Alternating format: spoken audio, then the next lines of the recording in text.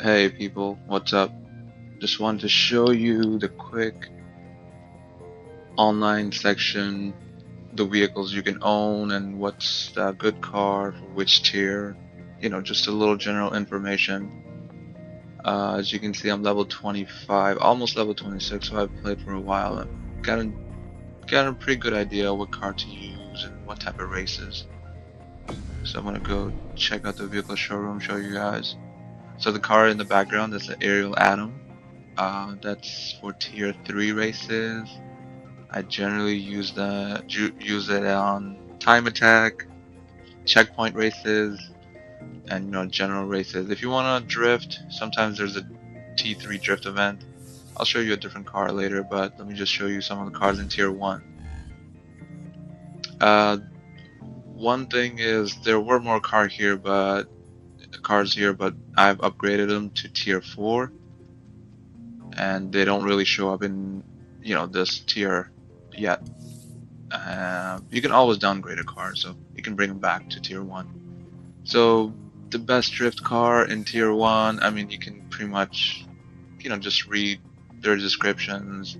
Anything with high acceleration, make sure they're RWD, real drive, and grip. So something like the Nissan Silvia should be a really good car for drift events. Racing in the Silvia, yes, it's good, but you're going to be spinning out a lot during corners. Best car to use would be this one, Alfa Romeo. It's mostly what people use online. Just hook it up so it's almost tier 2, not really. As you can see, I'll show you the upgrade. So I have 2 engine upgrades on it, and 2 handling upgrades, and 1 drivetrain upgrade. So if I wanted to upgrade another one, it will end up in tier 2, which is not worth it. This is a good tier 1 car for races. Just remember, this is good for racing, time attacks, checkpoints, etc. Not for drift. For drift, you want to use maybe the Silvia or the Subaru BRZ, or what I use is the Ford Mustang. It's anything with drift in the back, doesn't matter. Not a big deal. Tier 1 races, you don't get that much money anyways. Or from what I noticed, actually. Tier 2, good cars. Seen a lot of people use this. The Nissan R34 GTR. It's good. It has really high acceleration, so you might be able to get a head start. But you won't get to go too far, because people, race pretty dirty sometimes. For drifting wise, you can use the Honda S2000, the Mustang Boss, Mercedes-Benz, anything, with drift. But generally for racing, this was my favorite car from I would say level 1 to level 10. I use this car a lot in tier 2. This is actually a tier 1 car. It's fully upgraded to tier 2. So it's very quick, very good around corners.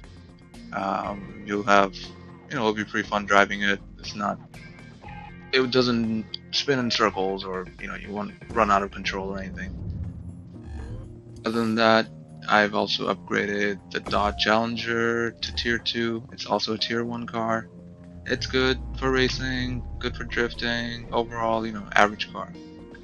Up to you, it's all your decision. But for racing, always go with something that's grip, 4-wheel drive or front-wheel drive grip. And mostly you'll only find front-wheel drive in tier 1, not tier 2.